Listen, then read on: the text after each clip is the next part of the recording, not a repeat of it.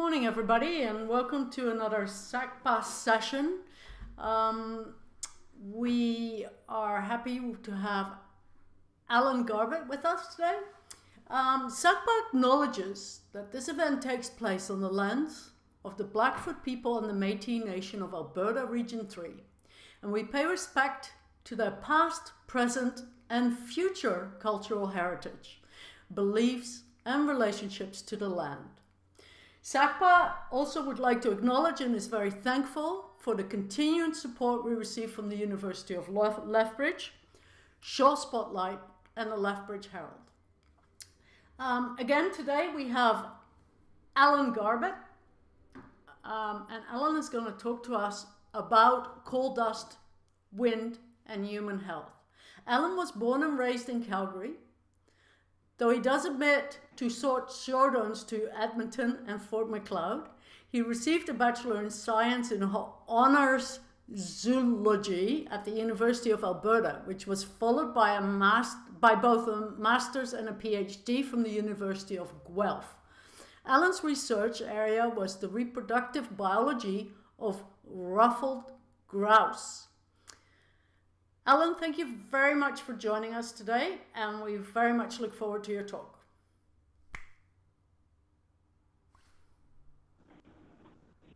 Good morning, Annalise, and the rest of you on the line. This may not be the most polished presentation ever. I haven't done any public speaking in years, and I haven't done a presentation to a large audience that I can't see ever. Today's topic is coal dust, wind and human health, risks of coal mining in southwest Alberta. I didn't have any particular knowledge in this area until I began to get concerned about the potential health effects of the coal mine. I worked with some local public interest groups, and they asked me to research health and coal dust, well, coal, because of my background as a rural family doctor in Crow's Nest Pass for 25 years. When you first look at coal, there's not a lot of information suggesting that acutely it's a problem. When you dig into it more deeply, there begins to be some negative impacts clear. It's a pretty complex topic. It involves everything from fluid dynamics and how wind flows to energy transfer to particles through to epidemiology. It breaks out to a number of separate topics that all come together. The topics are things like the types of dust, wind speeds, how do you model the distribution of dust, where does the dust particle end up, and once it gets there, what does it do? So I'll try and break that out initially into a discussion of the dust and wind and how these things were presented in the material the coal mining company, which is Benga or Riversdale Resources, how they presented that information to the joint review panel that wrapped up its hearings a couple of months ago. Most of the research that's been done on dust in the past has concentrated on a couple of size groupings. Those are dust particles that are less than 10 microns in diameter and those that are less than 2.5 microns. The less than 10 group includes the less than 2.5 group. More recently, it's become clear that it's the tiniest particles, the ones that are significantly smaller than even the 2.5 micron cutoff, that have some of the most important impacts. So more recent literature starts to talk about particle sizes that are less than 0.1 microns. To sort of try and visualize that, the larger particles, the less than 10s, most of them settle out pretty quickly. They behave in a fairly traditional particle dispersion model, and they settle out quickly. The 2.5 micron ones are airborne for considerably longer. You can think of them probably as the dust motes that you see in sunbeams through the house. They're probably the ones that my wife makes the noise about we have to clean up when we're dusting the house. The tiny ones you can't see. Doesn't matter how you try and visualize them, they're too small to be seen. The first two groups follow a pretty typical particle dispersion model. They've been well characterized by the physicists and people like that. The 0.1 or less than 0.1 particles behave somewhere between a gas and a particle. Their dispersion properties are not very well understood, but one of the important points here is that there are an enormous number of them in a very small weight. If you can put up the first slide, Annalise.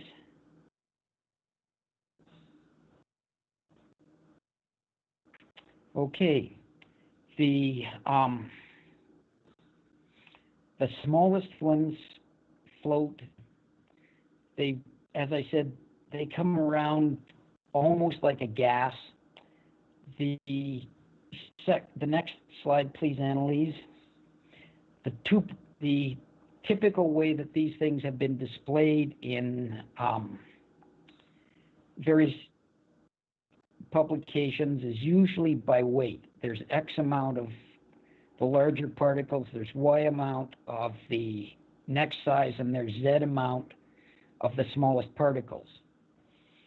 And then someone typically says, well, there's such a small amount of the smallest particles, they can't possibly be a problem.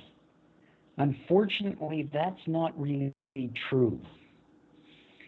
It's the number of particles, not the weight of particles, that's important. And in the smallest particles, even a gram represents an enormous number of particles.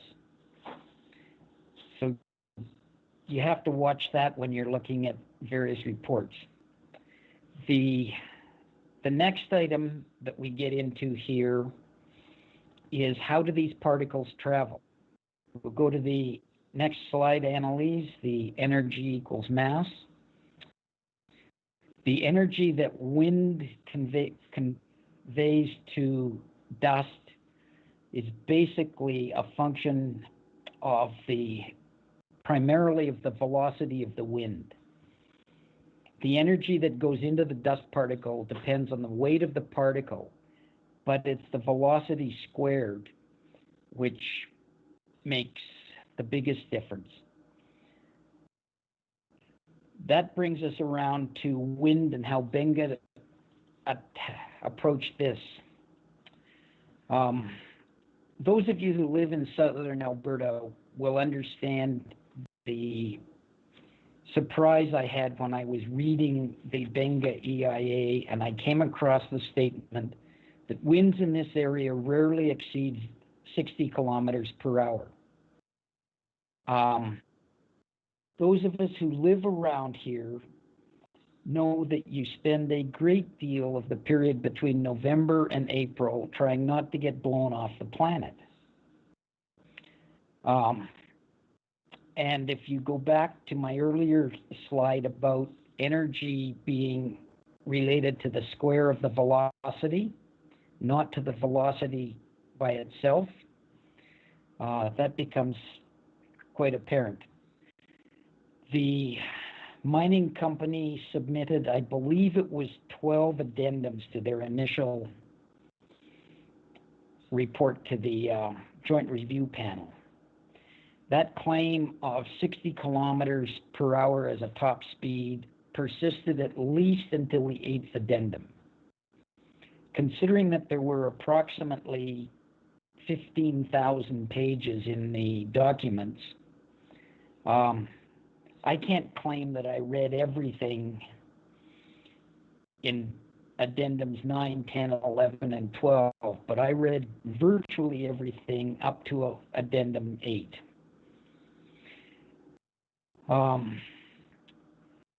It was really hard to understand how they came to that number and why they stuck with it. You have to remember that Benga's office is in downtown Blairmore. They did have the doors arranged so that the wind would not catch them. The expert on wind and particles who made the presentation did get Benga to admit how they had collected their wind data. They had put in 2 stations on the mine site, which were there. Neither of them was there for the full period, but the combined 2 stations covered approximately mid-June to mid-October. It's a little surprising, but then if you don't want to get high wind speeds, you would not measure when we have high wind speeds. Then we found out that they hadn't followed standard protocols. The standard protocol for getting annual data is you install the weather station and you keep it there for at least a year. We know that they only kept it there for the better part of 4 months. In a standard wind station, the anemometer, that's the device to measure wind speed, is installed at a height of 10 meters above ground because wind speeds drop dramatically as you get closer to the ground. Their anemometer was at 2 meters above ground level. So we've got wind data that's collected at the time of year when you will not likely get our maximum winds. You get it collected at a height that will reduce the speed that you record. Remember again that we're talking about the energy that goes into the dust particles and how far they will go. So there is a protocol for determining how far particles go. There's a standard formula. You plug the numbers that you get from your weather stations into the formula. The formula includes a piece where it says velocity squared. They plugged it in and forgot to square it. So we now have 3 measurements that all tend to underestimate the energy that is going to hit a dust particle. Not surprisingly, Benga said there wasn't going to be much dust get out the mine area. However,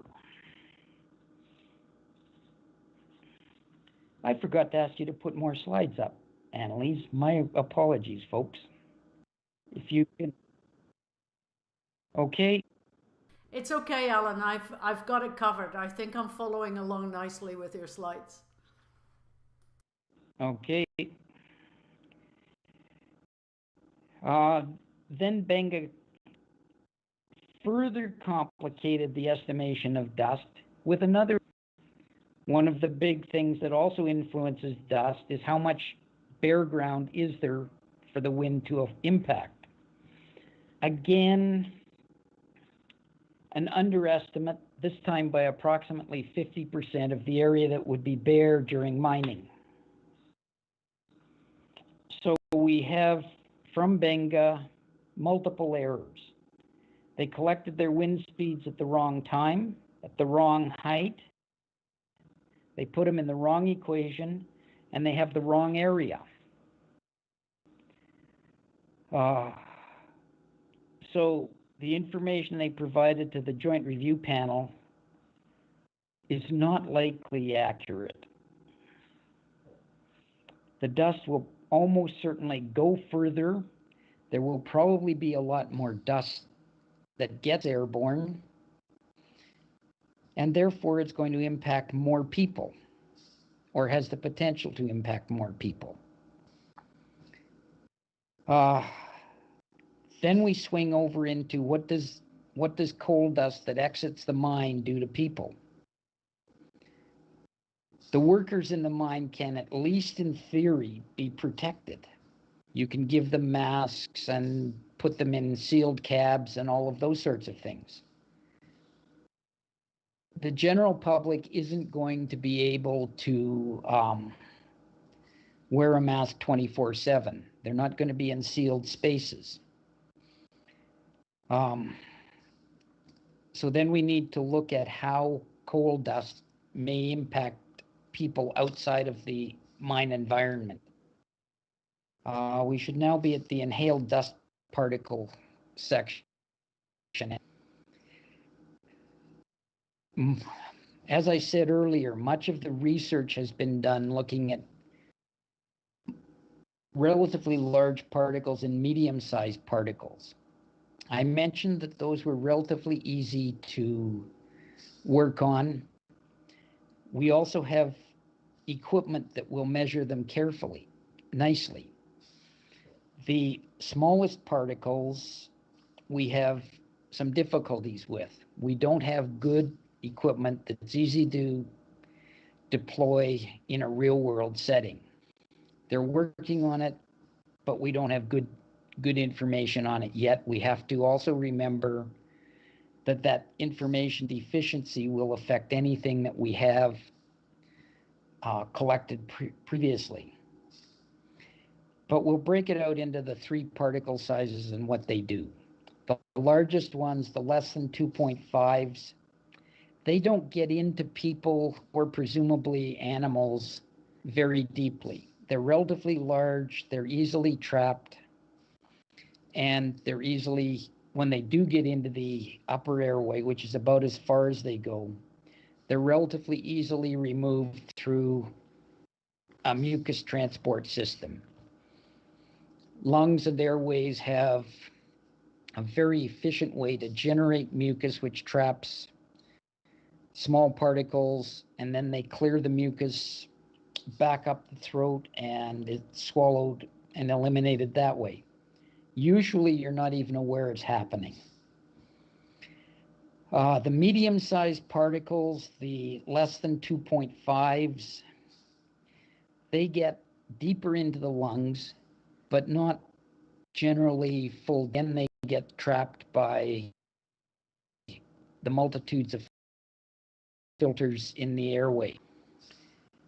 The smallest particles, we're now in the slide on what I call nanoparticles.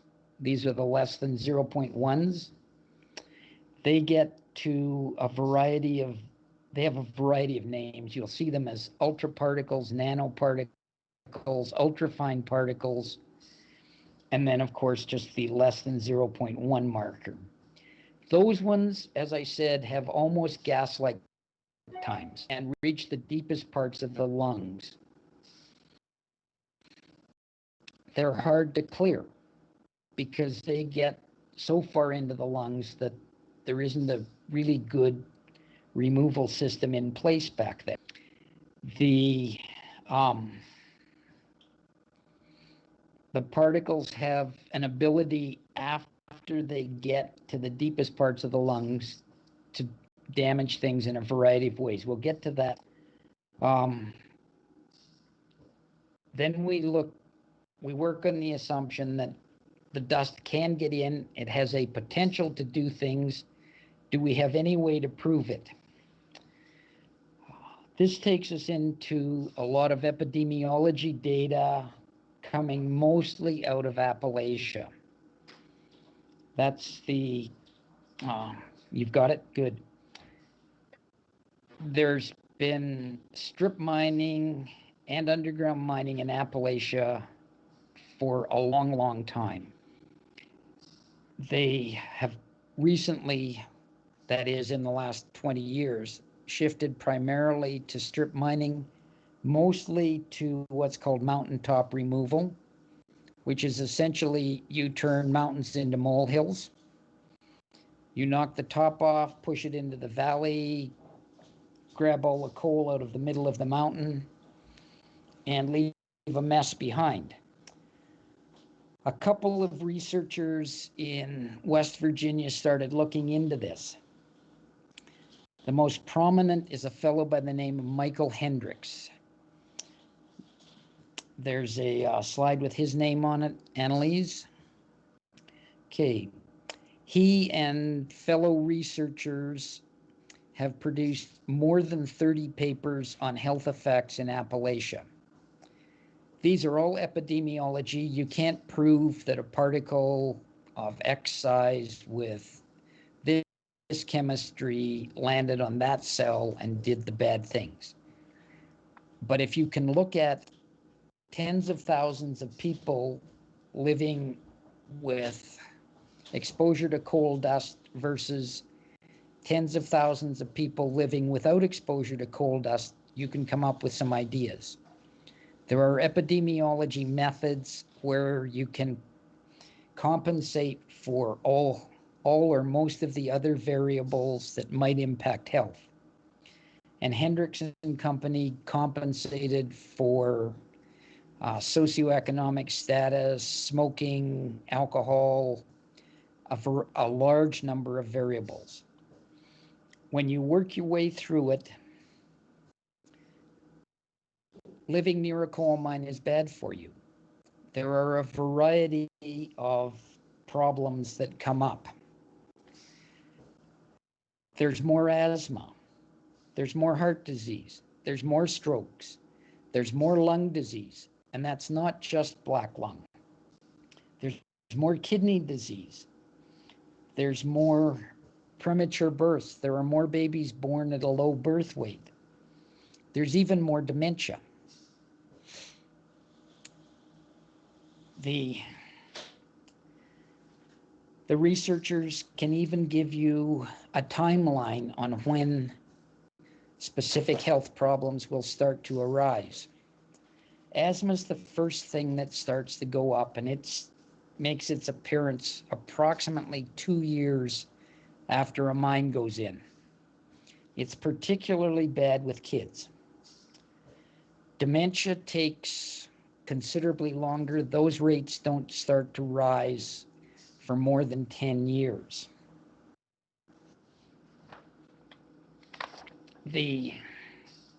That brings up the question of how does this happen? I've talked to you about how the particles get different depths into the lungs. The smallest particles are the ones that are probably the culprits. These are very small. They sometimes may be a single molecule. If they're not a single molecule, they're not more than a few molecules.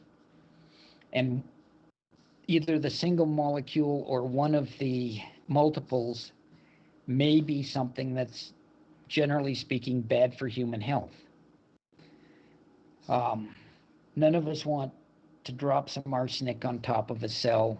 None of us want to drop too much cadmium or selenium or chromium. All of those things are found in small, sometimes tiny amounts in coal, but they're there. What it looks like happens is that there are multiple ways the particles cause trouble. The easiest is that a toxic piece lands on a cell and is directly toxic. It hurts the cell. Then we get into some more insidious processes. It turns out that these little, I was going to use a bad word for them, these small parts can actually penetrate the body. They can travel between cells or through cells, and then they enter the circulatory system. That can be arterial, it can be venous, it can be lymphatic. It doesn't really matter. The particles can then be transported anywhere, which is probably why we see multi-organ health issues. This is one of the places where we actually have some information that says this particle in a demonstrable way. They've managed to take coal fines, ultrafine particles, and introduce them into models for what happens to the lining of blood vessels. And it triggers changes that are very similar to those that are responsible for heart attacks and things like that. So we now know that winds higher than Benga talked about over an area much larger than Benga talked about will distribute dust that may carry toxins deep into your lungs. And we have a package of 30 plus papers out of a single lab, plus corroborating information from a bunch of other labs around the country and the world, showing that ultrafine particles, you'd have thought that at the hearing, Benga would have presented some information to counter this. Unfortunately, the rules at the hearing didn't require them to even mention that this information exists. All they were required to present was information that said dust isn't going to go very far and none of the stuff in our dust is going to cause people problems. The unfortunate part about this is that you only have to show that a single element at acute measurement levels will not cause a problem. You don't have to look at multiple exposures. You do not have to look at chronic exposures. And that's precisely what Benga did. They said, we're not going to spew dust around the countryside, and none of our things in single exposures, acute environments, will cause a problem. The counter evidence from the opponents was presented. How the joint review panel will weigh that, we won't know probably until the middle of June. The conclusion has to be that coal dust is hazardous to health and people shouldn't breathe it. Then you have to look at, is there any practical way to keep people from breathing? Well, unfortunately, in this part of the world, you can't wrap everybody up in protective gear. So the only solution I can see is no coal mines. And I think that pretty much wraps it. Annalise, we can go to questions. Excellent. Thank you very much, Alan, for your presentation. I've just put up your slide with your contact details so people can contact you. Our first question is from Laurie Schultz. Are you aware if there are similar studies / data on health effects on populations living around the Cheviot mine in West Central Alberta?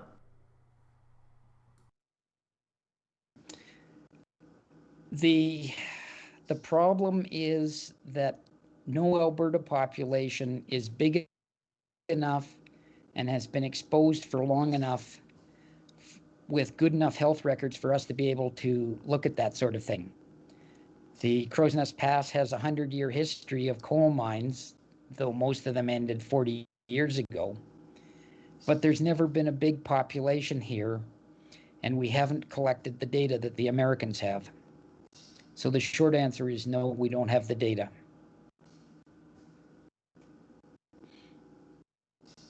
Okay, our next question comes from Ian Hurdle. A recent Guardian article noted 2.8 million mortality worldwide from COVID in 15 months versus an 8.7 million from air pollution in that same period.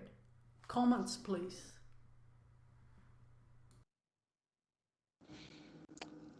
It's all the same. It's a question of how do you break out how many people do small particles kill? And in the context of Crow's Nest Pass, there's not a lot of traffic. At present, there's not a lot of mine dust, but there will be.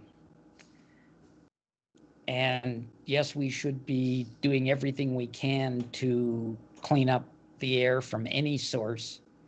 But one of the first steps in that is don't make it worse. Okay, our next question comes from Bev Mundell. Thanks, Alan. Are there mental health problems from epidemiological studies? Whew.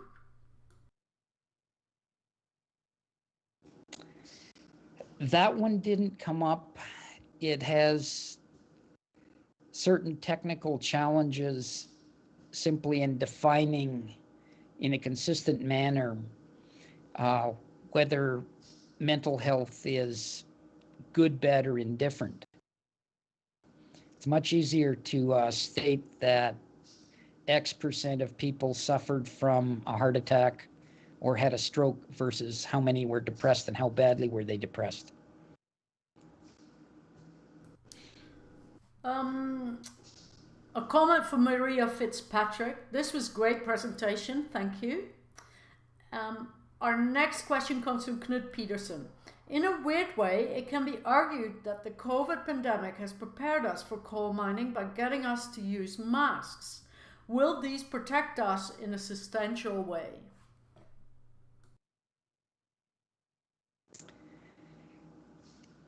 If you can wear a mask 24/7, potentially they could. Virus particles are not much different in size than some of the nanoparticles, so they should be excluded to a certain point. But most of what a mask does is prevent you from bombarding other people with particles directly rather than filtering them out as they come into you. So guessing at it, I would say that there would be a small improvement in health. But again, when the first things don't show up for a couple of years, and some of them don't show up for more than a decade, it's going to be really hard to measure. Our next question comes from Terry Shillington.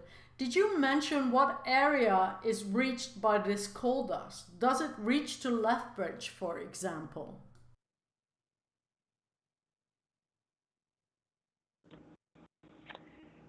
We don't really know where it will go. First off, the only modeling has been done by Benga, which I've shown is seriously flawed. The other stuff that didn't make it into the presentation is that modeling dispersion in a coal dust in a Chinook wind environment is very difficult. Those of us who live around here have all experienced the abrupt 180-degree changes that sometimes happen in the wind.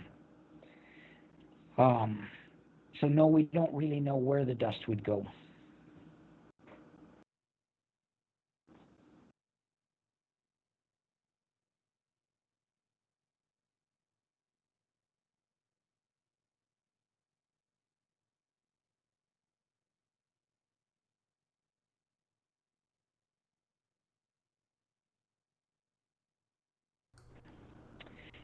Well, I can add a little bit to that.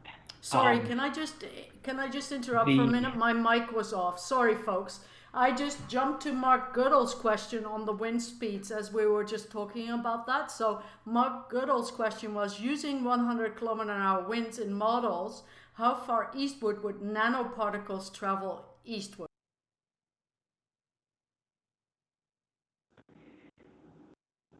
As I said, we can't really model that very well, but we do have some information from Eastern Canada that should make us think carefully about it. When they've been tracking the air pollutant stuff in Southern Ontario, they estimate that more than 50% of it comes from, in the broadest term, which may be some of it floating across the lake from Buffalo, some of it may be coming out of the southern parts of the Ohio Valley. Now that's mostly gases, but you'll recall that I said that some of the nanoparticles behave more like gases than particles. So we get into an area that we don't have good information on. The stuff that we have that is suggestive says it can go a long way. Okay, our next question comes from Belinda Crowson. Southern Alberta has increased rates of multiple sclerosis. A theory I have heard connects it to the wind and dust. Is this theory accurate? And if it is, what effects would the coal dust have on MS? I'm afraid I can't talk to that at all. I know very little about MS, and I know, other than that, there have been a ton of theories on what causes it, and nobody can say for sure. Okay, our next question. Can you comment on the effects of livestock consuming crops that have been exposed to these noxious particles?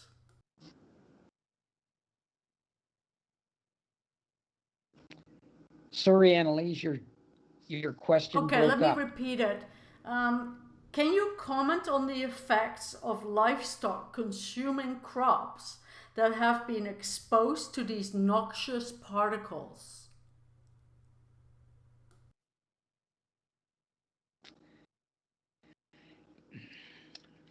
Not directly.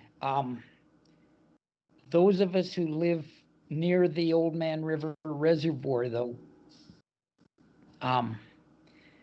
frequently watch dust storms come off the mudflats that are exposed when the reservoir drops, and that dust definitely ends up in crop and hayland. So it may not be a case of the amount of dust deposited in any one area from the mine itself will be a problem. There's not much crop or hayland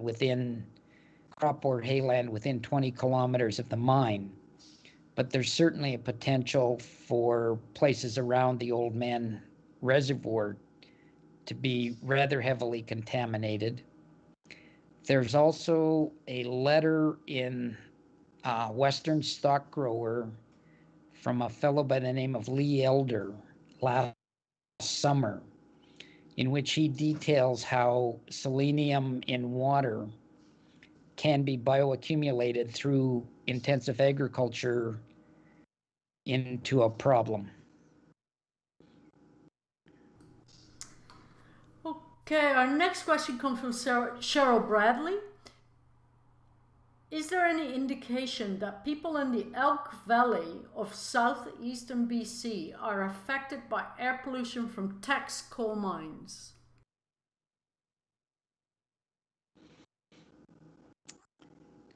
I haven't seen it, but again, I would suspect that it's a problem of small population sizes.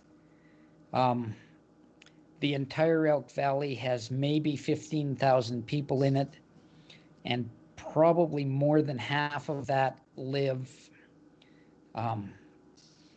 away from the they live west of the mines, and the prevailing winds will take the dust, most of the dust from the mines into Alberta. So the number of BC people is relatively low. The exposure time there is, again, not that long. So I haven't seen the data if it exists. Our next question is, what course of action do you think needs to be taken so that companies like Benga are held more accountable for their severe miscalculations performed by supposed experts?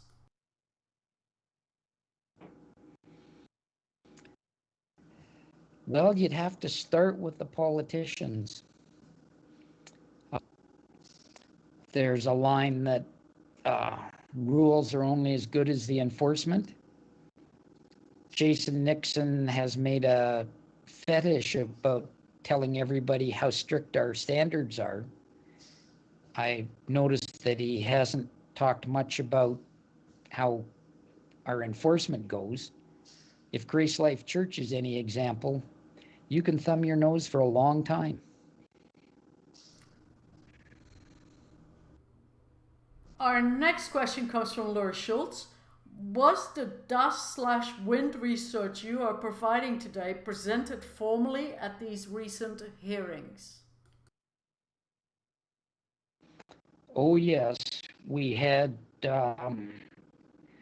Jim Young, who's a PhD, former senior climate scientist with Environment Canada, presenting all of this information.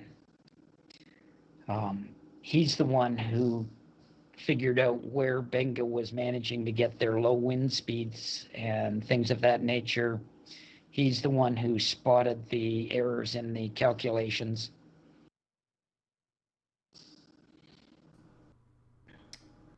Our next question comes from Knut Peterson. Coal mining companies promise to mitigate dust from their operations by spraying water on surfaces likely to give off dust.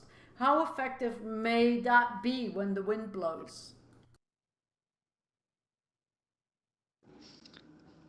Somewhere between not much and none. There are a number of problems with that. I'll use an example here. They rebuilt the road west of us about 5 years ago. The road is straight line between 4 and 5 miles away, 6.5 to 8 kilometers. They had a water truck going up and down that road continually. It's about a 10-kilometer stretch they were working on. By the time the truck reached the far end of the 10 kilometers, there was a dust cloud coming our way on a windy day. The other problem is there's probably not enough water in Southern Alberta to damp down the dust.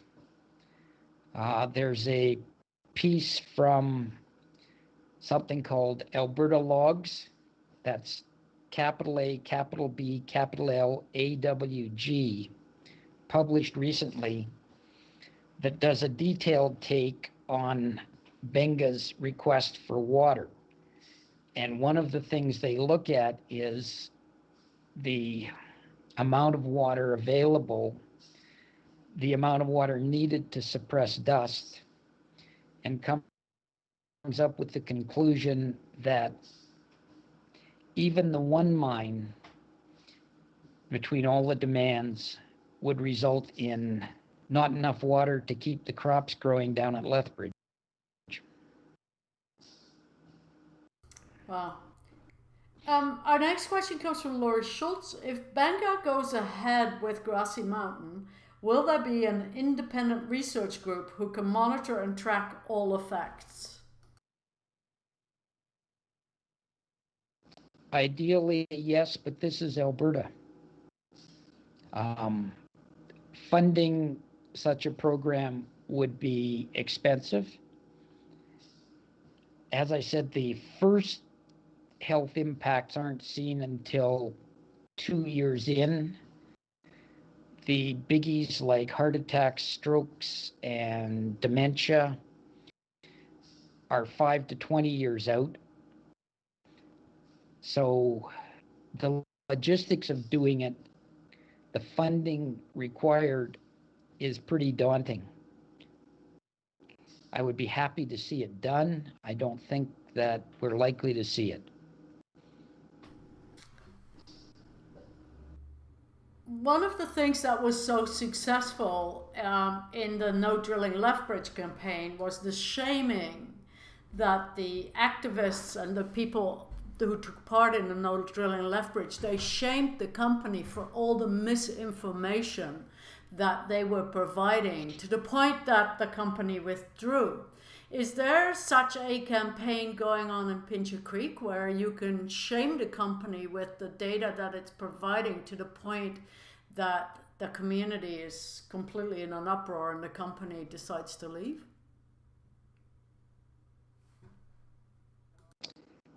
Well, a couple of problems with that. Pincher Creek's not where the mine is. It's 30 to 40 kilometers west of there in Crow's Nest Pass. The pass is a very pro-mining town. One of their councillors has been on almost innumerable media outlets saying how wonderful Benga is and how they will use best technology and so on, and there will be no problems. There's also some pretty aggressive pro-mine parties in the pass who perhaps not overtly suppress dissent, but certainly covertly inhibit it.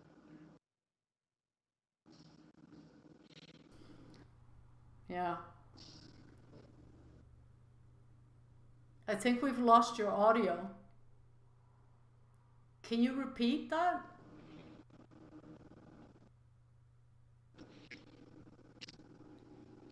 There you I go. said You're back. that Yeah. I said that the Pincher Creek isn't actually where the mine is. The mine is 30 to 40 kilometers west of that. Crow's Nest Pass is the nearest affected community. One of their councillors is Lisa Sigatuk, who's been on multiple media presentations talking about how wonderful Benga is and how they will use best available technology. The community has a lot of strongly pro-mining folks, and they at least covertly suppress dissent on that point. It's not felt to be safe to, for example, even have an anti-mining bumper sticker. Okay. Wow. Our next question comes from Ian Hurdle. From 1967 to 1971, Energy Country research noted problems from small aerosols, but not released until 2003. Your comments, please.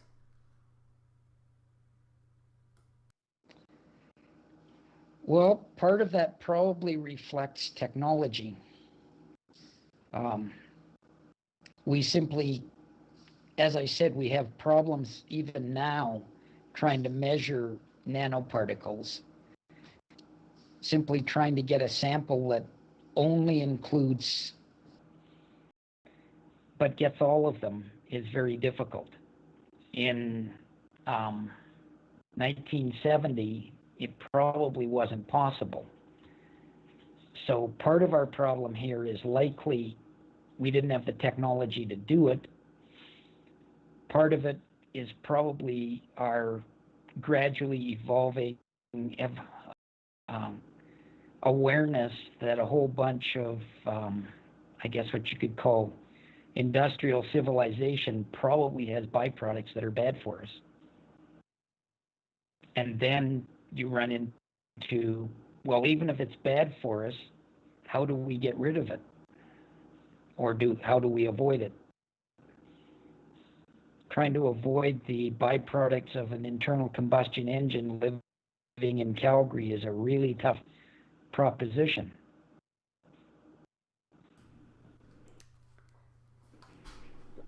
Our Lori Schultz has a comment. She says SACPA, Lori Schultz is the board chair of SACPA, and SACPA has invited several pro-mine individuals and or groups to present at SACPA. However, none have accepted to date. Do you have a comment on that?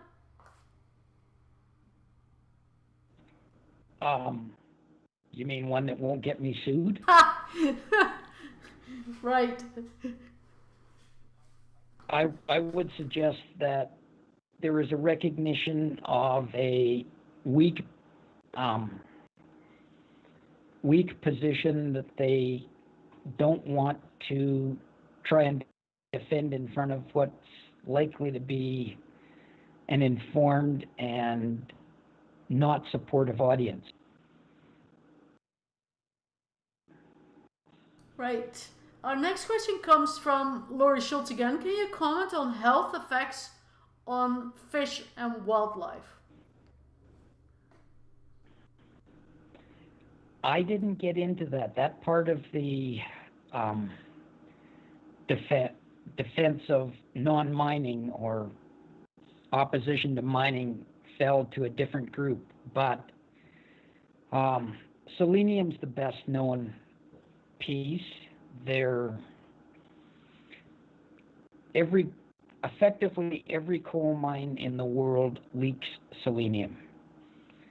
If you break up rock that bears coal and turn it into small fragments, then allow oxygen and water at it, it will leak selenium and probably other materials.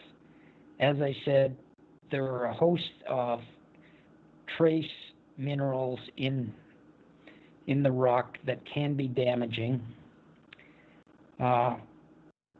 Learned some information in the last couple of weeks that is suggestive of bigger problems in the area than we know about.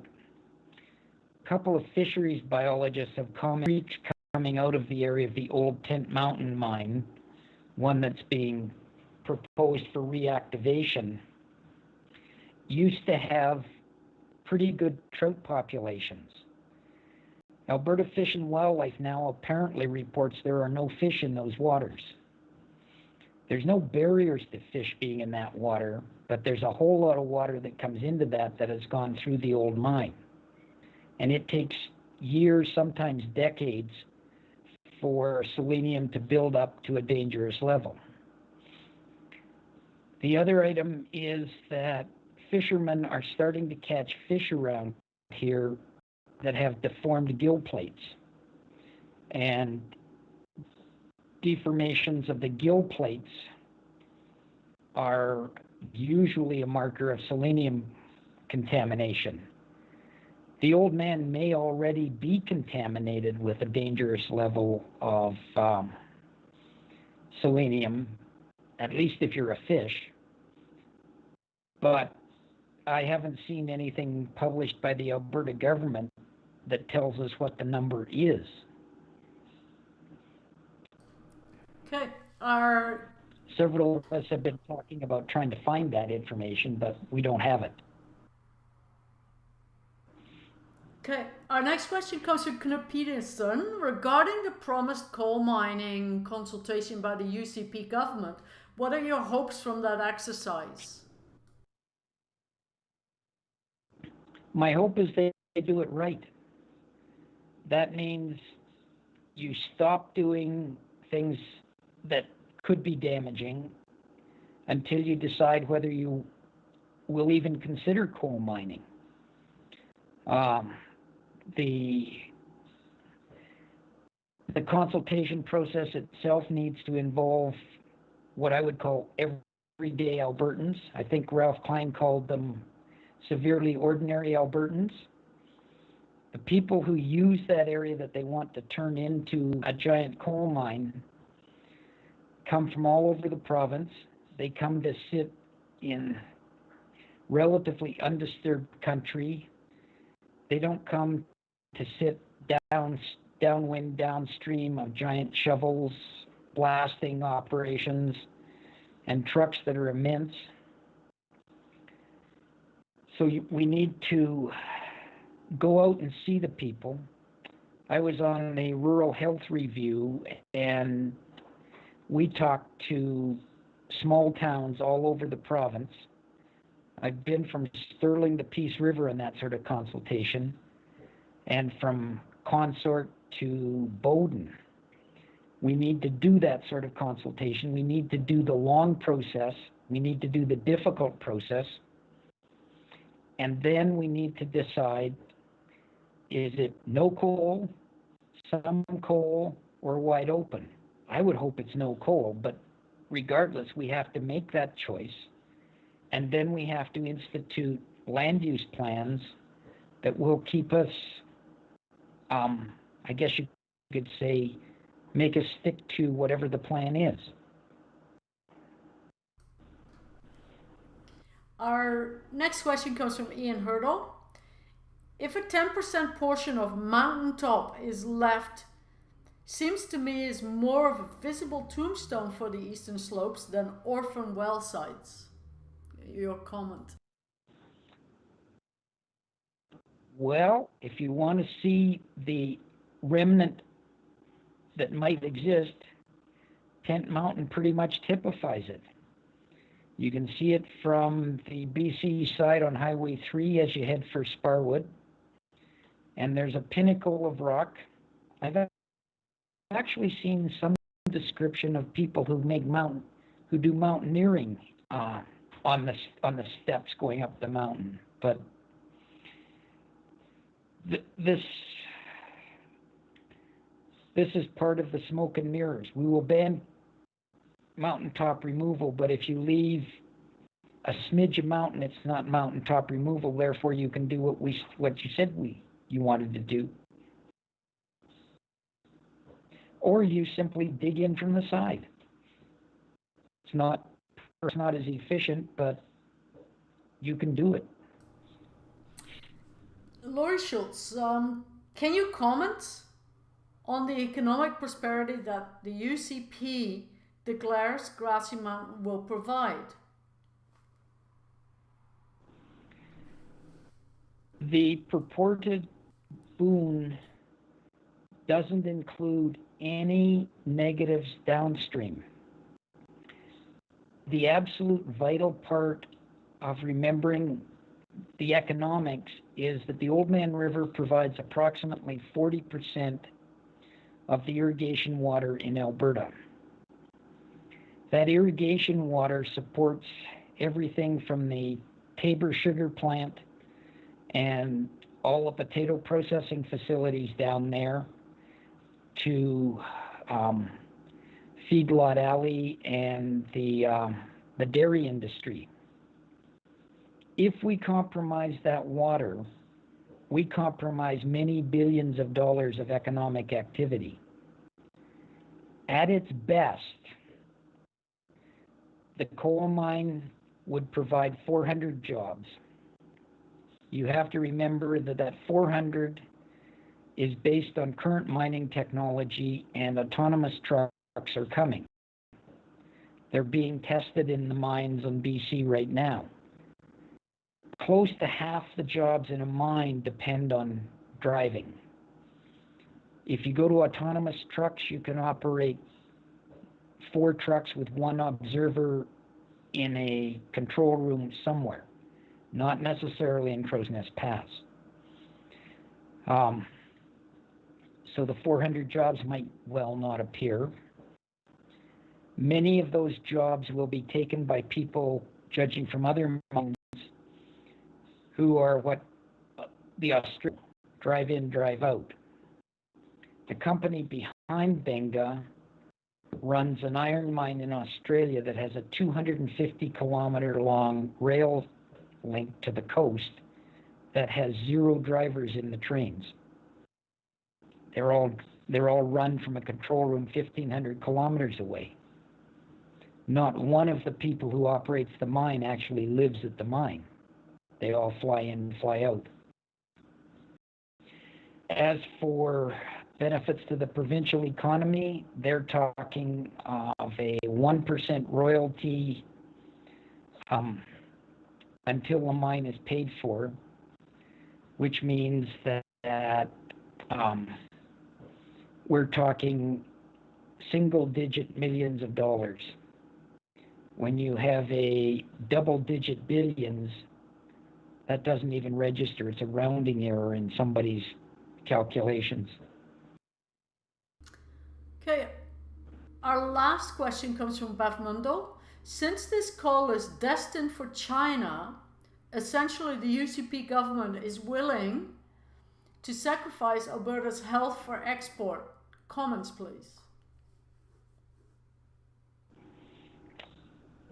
Well, I've always thought that it was kind of ironic that you would tout how clean you are while you sent stuff out to be burned elsewhere so that the pollution can come back and get you just the same. Carbon dioxide doesn't care where it's developed. It gets all of us. But I can't make politicians moral. Why not? Well, I'd have to be elected as dictator. Yes. Okay, I know I said that was the last question, but the question just came in from Knut Peterson. Following on Laurie's question, tourism is a big economic driver, and not many people will be coming to southwestern Alberta to see coal mine firsthand. Guess that's more a comment than a question. Yes, but it brings up an interesting dichotomy in the government. If you look at the Tourism Alberta plan, it says they're going to double the number of people coming to Alberta, and a large number of them will be going to the Crow's Nest Pass area. If you create a gigantic black hole, they aren't coming. Yeah. There's some information out of Australia that basically says coal mining closes off every other economic opportunity. Wow. Okay, that wraps up our session for today. But before we end, Alan, can I ask you to provide a take-home message for our viewers, please? It has to be oppose the mines. There are a wide variety of groups. If you look on the internet, there's probably 5 or 6 big websites. Pick one, support them. They're all NGOs operating on almost no dollars.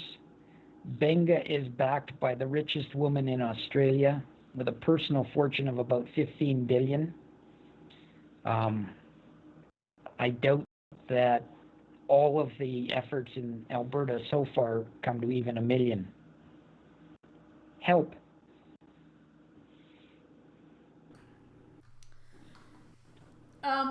We've got a lot of thank yous in the queue from Laurie Schultz, Beth Mundell, Patricia Hayes, all thanking you for providing very detailed scientific and technical data and information and presented it in a very understandable way. Very much appreciated, Alan. On behalf of SACPA, we really appreciate your time and your effort in this. I know, like you said when you started, that you haven't done a presentation for a long time. Well, this was a roaring success, so thank you very much.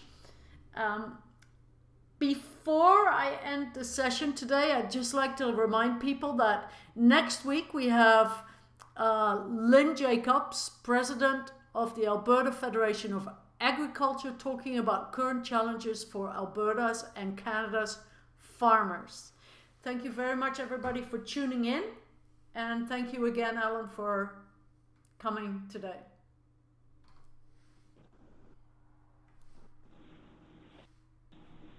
Goodbye.